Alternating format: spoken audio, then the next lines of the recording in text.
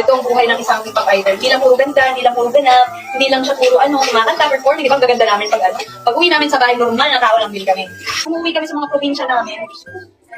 Diyos ko dahil, uutusan ko ng K-pop idol pag nanay mo, Pilipino. Uutusan ka niyan. Diba? Pag mga nakataas pa naman yun eh. Pag may pinapanood. Saan kayo nakakita ng K-pop idol na naghuhugas ng pinggan? Meron ba? Kung meron, sabihin nyo, mag-collab kami. Diba? Dapat ganito, dapat pinapakita yung totoong nangyayari behind the scene. Sino ba talaga ang in real life, diba? Dapat may reality show kami. Sana may PBBini.